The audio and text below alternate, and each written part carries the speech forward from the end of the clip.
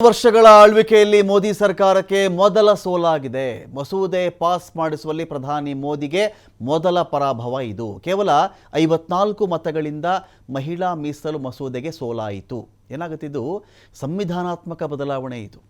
ಸಂವಿಧಾನಾತ್ಮಕ ಬದಲಾವಣೆಗಳು ಇದ್ದಾಗ ಇದನ್ನು ಮತಕ್ಕೆ ಹಾಕಿದಾಗ ಪರ ಮತ್ತು ವಿರೋಧದಲ್ಲಿ ವಿರೋಧಕ್ಕಿಂತ ಒಂದು ಮತ ಜಾಸ್ತಿ ಇದ್ದರೆ ಸಾಕು ಅಂತ ನಿರ್ಣಯ ಆಗಲ್ಲ. ಇದರಲ್ಲಿ 2/3 ಭಾಗದಷ್ಟು ಜನ ಒಪ್ಕೊಳ್ಬೇಕಾಗುತ್ತೆ. ಇದರಲ್ಲಿ 300 ಜನ ಇದ್ದರು ಅಂದ್ಕೊಳ್ಳಿ, 200 ಜನ ಒಪ್ಕೊಂಡ್ರೆ ಮಾತ್ರ ಇಂತಹ ಬಿಲ್ಗಳು ಪಾಸ್ ಆಗ್ತವೆ. ಅದೇ ರೀತಿ ಔಟ್ ಆಫ್ 543 ಅಂತ ಲೆಕ್ಕ ಹಾಕೊಂಡಾಗಲೂ ಕೂಡ ಇಲ್ಲಿ ಅದರಲ್ಲಿ ಹಾಜರಾತಿ ಬೇರೆ ಲೆಕ್ಕ ಬರುತ್ತೆ. ಅದರಲ್ಲಿ 54 ಮತಗಳಿಂದ 3/2 ಭಾಗದಷ್ಟು ಸಿಕ್ಕಲೇ ಇಲ್ವಲ್ಲ. ಈ ಮಸೂದೆ ಪರ 278 ಜನ ಇದ್ದರು, ಮಸೂದೆಗೆ ವಿರುದ್ಧವಾಗಿ 211 ಜನ ಇದ್ದರು. ಅಯ್ಯೋ 211 ಇದ್ದರೆ ಅವ್ರಿಗೆ ಸೋಲಾಗಬೇಕಾಗಿತ್ತಲ್ರಿ ಅಂದರೆ ಅಲ್ಲ, 3/2 ಭಾಗ ಬರಬೇಕಲ್ಲ. ಸೊ ಇನ್ನು 54 ಮತಗಳು ಇದೇ NDAಗೆ ಬೇಕಾಗಿತ್ತು ಈ ಬಿಲ್ಲನ್ನು ಪಾಸ್ ಮಾಡಿಸುವ ಸಲುವಾಗಿ. ಅವರೇ ಮಂಡಿಸಿದಲ್ವ ಇದು. ಸೊ ಲೋಕಸಭೆಯಲ್ಲಿ ಮಸೂದೆ ಪರ 298 ಆದರೆ ಮಸೂದೆ ವಿರುದ್ಧವಾಗಿ 230 ಬಂದವು. ನಂತರದಲ್ಲಿ ಅಂತ ನಾವು ಲೆಕ್ಕ ಹಾಕೊಂಡಾಗಲೂ ಕೂಡ ಲೋಕಸಭೆಯಲ್ಲಿ ಇವತ್ತು ಎಲ್ಲ ಪಕ್ಷದವರು ಸೇರಿಕೊಂಡು 489 ಸಂಸದರು ಇದ್ದರು. ಮಸೂದೆ ಅಂಗೀಕರಿಸಲಿಕ್ಕೆ 3/2 ಮತ ಬೇಕಾಗಿತ್ತು. ಸೊ ಹಾಗಾಗಿ ಈ ಒಂದು ವಿಚಾರದಲ್ಲಿ ಸೋಲಾಯಿತು ಅಂತ. ಇದನ್ನು ಹೇಗೆ ಹೇಳ್ತಾರೆ ಅಂದರೆ, ಈ ಒಂದು ಬಿಲ್ನ ವಿಚಾರದಲ್ಲಿ 54 ಮತಗಳಿಂದ ಸೋಲಾಯಿತು, 21 ಗಂಟೆಗಳ ಕಾಲ ಚರ್ಚೆ ಮಾಡಿದರು, ಎಲ್ಲ ಮಾತಾಡ್ತಾರಲ್ಲ. ಸೊ ಇದರಲ್ಲಿ ಅಭಿಪ್ರಾಯವನ್ನು ಬೇಕಾದಷ್ಟು ಜನ ವ್ಯಕ್ತಪಡಿಸಿದರು. 56 ಮಹಿಳಾ ಸಂಸದರು ಕೂಡ ಇದ್ರ ಬಗ್ಗೆ ಹೇಳಿದರು. ಇದು ಸಂವಿಧಾನಕ್ಕೆ 131ನೇ ತಿದ್ದುಪಡಿ ಕೂಡ ಆಗಿತ್ತು. ಇದೇನಾಗುತ್ತೆ, ಈ ಒಂದು ಇಡೀ ಮಸೂದೆ ಈ ಶುಗರ್ ಕೋಟೆಡ್ ನೀಮ್ ಪೆಪರ್ಮೆಂಟ್ ಥರ ಇದು. ಈ ಬೇವಿನ ಹಣ್ಣು ಅದ್ರ ಮೇಲೆ ಏನು ಮಾಡಿರ್ತಾರೆ, ಸಕ್ಕರೆ ಲೇಪಿಸ್ಬಿಟ್ಟಿರ್ತಾರೆ ಅಂತ. ಅಥವಾ ಜೇನುತುಪ್ಪವನ್ನು ಬೇವಿನ ಸೊಪ್ಪಿಗೆ ಒಂದು ಪೆಪರ್ಮೆಂಟ್ ಥರ ಮಾಡಿ ಲೇಪಿಸಿ ನೀವು ಕೊಟ್ಟರೆ ಹೇಗೋ ಆ ಥರ ಇದು ಅಂತ. ಈ ಒಂದು ಇಡೀ ಮಸೂದೆ ಯಾರಿಗಾದರೂ ಇದನ್ನು ಜಾರಿ ಮಾಡಬೇಕು ಅಂತ ಇತ್ತು ಅಂತ ಅಂದ್ಕೊಳ್ಳಿ, ಮಸೂದೆ ಇಲ್ಲದೆಯೂ ಆ್ಯಕ್ಟ್ ಇಲ್ಲದೆಯೂ ಪಕ್ಷಗಳು ತಮಗಿರ್ತಕ್ಕಂಥ 543 ಸ್ಥಾನಗಳಿದೆಯಲ್ಲ ಅದರಲ್ಲೇ ಮೀಸಲು ಕೊಟ್ಬಿಡ್ಬೋದು. ಏನು ದೊಡ್ಡ ವಿಚಾರ ಇಲ್ಲ. ನೋಡಪ್ಪ, ನಾನು 100 ಟಿಕೆಟನ್ನು ನನ್ನ ಪಕ್ಷದ ಕಡೆಯಿಂದ ನಾನು ಕೊಟ್ಟರೆ ಅದರಲ್ಲಿ 33 ಟಿಕೆಟನ್ನು ಮಹಿಳೆಯರು ಕೊಡ್ತೀನಿ, ಫಿನಿಶ್. 100 ಟಿಕೆಟ್ ನಾನು ಕೊಟ್ಟರೆ 33 ಟಿಕೆಟ್ ನಾನು ಕೊಡ್ತೀನಿ ಮಹಿಳೆಯರಿಗೆ, ತಕರಾರೇ ಇಲ್ಲ ನಿಮಗೆ.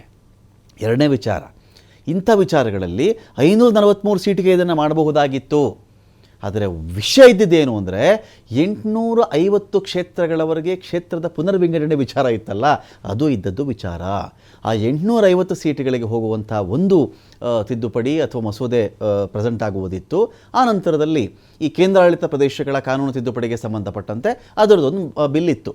ಆದರೆ ಈ 2 ಬಿಲ್ಗಳನ್ನು ಏನು ಮಾಡಿದರು, ಮಹಿಳಾ ಮೀಸಲಾತಿ ಬಿಲ್ ಎನ್ನುವ ಒಂದು ವಿಚಾರವನ್ನು ಎಂಜಿನ್ನಾಗಿಟ್ಕೊಂಡು ಈ 2 ಬಿಲ್ಗಳನ್ನು ಈ ರೈಲಿನ ಎಂಜಿನ್ನ ಬೋಗಿಗಳ ಥರ ಇಟ್ಕೊಂಡಿದ್ರು. ಈ ಒಂದು ಮಹಿಳಾ ಮೀಸಲಾತಿ ಬಿಲ್ ಮುಂದಕ್ಕೆ ಹೋಗುತ್ತಲ್ಲ, ಇದು ಪಾಸ್ ಆದ್ರೇ ಆ ಬೋಗಿಗಳೆರಡು ಬರೋದು.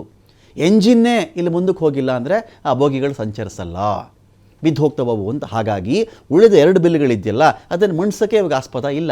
ವಿಷಯ ಏನಿದ್ದಿದ್ದಿಲ್ಲಿ, ಅಕಸ್ಮಾತ್ ಕ್ಷೇತ್ರಗಳ ಪುನರ್ವಿಂಗಡಣೆ, ಮರುರಚನೆ, ಜನಸಂಖ್ಯಾಧಾರಿತ ಆ ಬಿಲ್ಲನ್ನೇ ಎಂಜಿನ್ ಮಾಡಿದರೂ ಕೂಡ ಇವರಿಗೆ ಓಟ್ ಮೈಲೇಜ್ ಸಿಗಲ್ಲ. ಹೇಗೆ ಓಟ್ ಮೈಲೇಜ್ ಅಂದರೆ, ನೋಡಿ ಗೊತ್ತಿರುವಂತೆ ಇನ್ನೂ ತಮಿಳುನಾಡು, ಕೇರಳ, ಪಶ್ಚಿಮ ಬಂಗಾಳ, ಪುದುಚೇರಿ ಎಲೆಕ್ಷನ್ ಬಗ್ಗೆ, ಅಸ್ಸಾಂ ಎಲೆಕ್ಷನ್ ಬಗ್ಗೆ ಮಾತಾಡ್ತಾ ಇದ್ದೀವಲ್ವ ನಾವು.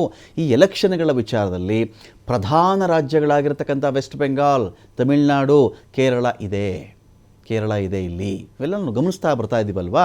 ಇಲ್ಲಿ ಏನಾಗುತ್ತೆ ಇವಾಗ, ಮಹಿಳಾ ಮೀಸಲಾತಿ ಒಂದು ವೇಳೆ ಇದು ಪಾಸ್ ಆಗಿಬಿಟ್ಟಿತ್ತು ಅಂತ ಅಂದ್ಕೊಳ್ಳಿ, ಇದು ವಿನ್ ವಿನ್ ಲೂಸ್ ಥರದೊಂದು ಬಿಲ್ ಇದು. ಏನಿದು ಲೂಸ್ ವಿನ್ ಅಂದರೆ, ಈ ಒಂದು ಬಿಲ್ ವಿಚಾರದಲ್ಲಿ ಈ ಮಹಿಳಾ ಮೀಸಲಾತಿ ವಿಧೇಯಕ ಇದೆಯಲ್ಲ, ಈ ಒಂದು ಮಸೂದೆ ಇದೆಯಲ್ಲ, ಇದು ಪಾಸ್ ಆಗಿತ್ತು ಅಂದ್ಕೊಳ್ಳಿ, ಆಗ ಕ್ರೆಡಿಟ್ ಯಾರಿಗೆ, NDA ಕ್ರೆಡಿಟ್ ಹೋಗ್ತಾ ಇತ್ತು. ನೋಡಿದ್ರಾ, ನಾವೆಲ್ಲ ಮಹಿಳೆಯರ ಪರವಾಗಿದ್ದೀವಿ, ಎಷ್ಟು ನಾವು ಮಹಿಳೆಯರನ್ನು ಸಬಲೀಕರಣ ಮಾಡಬೇಕು ಅಂತ ಹೊರಟಿದ್ದೀವಿ, ಆ ಕಾರಣಕ್ಕೆ ನಾವೇ ಮಂಡಿಸಿದ್ವಿ. 3 ದಶಕ ಬೇಕಾಯ್ತೇನ್ರಿ ಇದನ್ನು ಮಂಡಿಸಿದ ಮೇಲೆ ಪಾಸ್ ಮಾಡ್ಕೊಳ್ಳೋಕ್ಕೆ, ನಮ್ಮ ಮೋದಿನೇ ಬರಬೇಕಾಯಿತು, BJPನೇ ಬರಬೇಕಾಯಿತು ಅಂತ ಮೈಲೇಜ್ ತೊಗೊಳ್ತಾ ಇದ್ರು. ಫೇಲ್ ಆಯಿತಾ? ಈಗ ಎಲೆಕ್ಷನ್ಗಳಿದೆಯಲ್ಲ ಈ ರಾಜ್ಯಗಳಲ್ಲಿ, ನೋಡ್ರಿ ಮಹಿಳೆಯರ ವಿಚಾರದಲ್ಲಿ ಎಷ್ಟು ಕನ್ಸರ್ನಿಂದ ನಾವು ಈ ಬಿಲ್ ಮಂಡಿಸಿದ್ವಿ.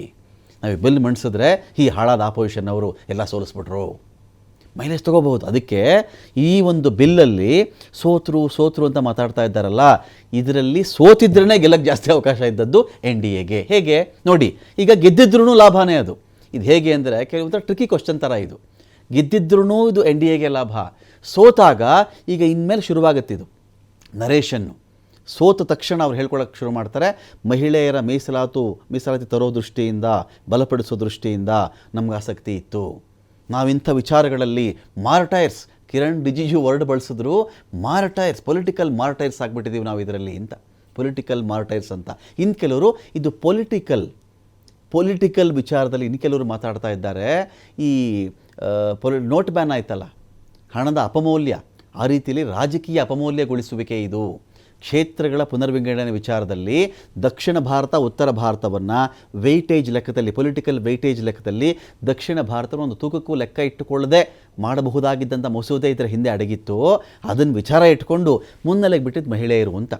ಇದರಲ್ಲಿ ನರೇಂದ್ರ ಮೋದಿಯವರು ಅಷ್ಟು ಸುಲಭಕ್ಕೆ ಒಂದು ಮಸೂದೆ ಸೋತು ಬಿಡ್ತಾರೆ ಅಂತ ಅಲ್ಲ. ಇದರಲ್ಲಿ ಸೋತರೂ ಎನ್ ಡಿ ಎಗೆ ಗೆಲುವು ಥರ, ಗೆದ್ದರೂ ಎನ್ ಡಿ ಎ ಗೆಲುವು ಥರ ಇಟ್ಟುಬಿಟ್ಟಿದ್ರು ಇದನ್ನು. ನೋಡಿ, ಪೊಲಿಟಿಕಲ್ ವೇಟೇಜ್ ಅಂದರೆ 600 kg ಒಂದು ಕಡೆ, 200 kg ಒಂದು ಕಡೆ ಇಟ್ಟರೆ ಹೇಗೋ ಹಾಗೆ. ದಕ್ಷಿಣ ಭಾರತದ 200 kg ಬರ್ತಾಯಿತ್ತು, ಉತ್ತರ ಭಾರತದ್ದು 600 kg ಬರ್ತಾಯಿತ್ತು. 850 ಸೀಟಲ್ಲಿ ಹೆಚ್ಚು ಕಡಿಮೆ 615 ಸೀಟ್ಗಳು ಹೋಗ್ತಾ ಇದ್ದದ್ದೇ ಉತ್ತರ ಭಾರತಕ್ಕೆ. ಆಗ ದಕ್ಷಿಣ ಭಾರತದ ಪೊಲಿಟಿಕಲ್ ಪ್ರಾತಿನಿಧ್ಯ, ರಾಜಕೀಯ ಪ್ರಾತಿನಿಧ್ಯ, ರಾಜಕೀಯ ತೂಕ ಇರ್ತೈತಲ್ಲ, ಗಣನೀಯವಾಗಿ ಕುಸಿದು ಬಿಡ್ತಾ ಇತ್ತು. 200 MP ಮಾತಿಗೆ ಕೇಂದ್ರದಲ್ಲಿ ಬೆಲೆ ಇರ್ತಾ ಇರಲಿಲ್ಲ. ಮತ್ತು ಆ 200 ಸೀಟುಗಳು ಕೂಡ ಬಹುಮತದ ವಿಚಾರದಲ್ಲಿ ದೊಡ್ಡ ನಿರ್ಣಾಯಕ ಪಾತ್ರವನ್ನು ವಹಿಸ್ತಾ ಇರಲಿಲ್ಲ. ಸೊ ಹಾಗಾಗಿ ಈ ಉದ್ದೇಶ ಇಟ್ಕೊಂಡು ಬಂದಂಥ ಬಿಲ್ ಇಲ್ಲಿ ಫೇಲ್ ಆಗಿದೆ. ಫೇಲ್ ಆದರೂ ಕೂಡ ಎನ್ ಡಿ ಎ ಒಂದು ನರೇಶನ ಶುರು ಮಾಡ್ಕೊಳ್ತಾರೆ ಇದೀಗ. ಸೊ ಆ ಕಾರಣಕ್ಕೆ ಏನು ಮಾಡಿಬಿಟ್ರು, ಲೋಕಸಭೆಯಿಂದ ಬಿಲ್ಲನ್ನು ಕಿರಣ್ ರಿಜಿಜು ಹಿಂದಕ್ಕೆ ಪಡ್ಕೊಂಡಿದ್ದಾರೆ. ಅಟ್ ದ ಸೇಮ್ ಟೈಮ್ ಈ ಕ್ಷೇತ್ರಗಳ ಪುನರ್ವಿಂಗಡಣೆ ಅನ್ನೋ ಒಂದು ವಿಚಾರ ಇತ್ತಲ್ಲ, ಆ ಬಿಲ್ ಕೂಡ ಮಂಡಿಸಲ್ಲ. ಈ ಯೂನಿಯನ್ ಟೆರಿಟರಿಗಳದ ಬಿಲ್ ಇತ್ತಲ್ಲ, ಅದನ್ನು ಮಂಡಿಸ್ತಾ ಇಲ್ಲ. ನರೇಶನ್ ಏನು, ನಾವು ಟ್ರೈ ಮಾಡಿದ್ರು ಇವತ್ತಿನ ಎಲೆಕ್ಷನ್ಗೆ ಅಲ್ಲ, ಇದು 2029 ಎಲೆಕ್ಷನ್ಗೆ ಅಪ್ಲೈ ಆಗುವಂಥ ಮಸೂದೆ ಆಗಿತ್ತು. ಹಾಗಾಗಿ ಈ ಮಸೂದೆ ಬಿದ್ದು ಹೋಗಿದೆ. ರಾಜಕೀಯ ಲಾಭ ಉಳಿದ ರಾಜ್ಯಗಳ ಚುನಾವಣೆ ಇದೆಯಲ್ಲ, ಈ ಒಂದು ನರೇಟಿವಿಂದ ಏನಾಗುತ್ತೆ ಅಂತ ಹೇಳಿ ವೆಯ್ಟ್ ಮಾಡಬೇಕು.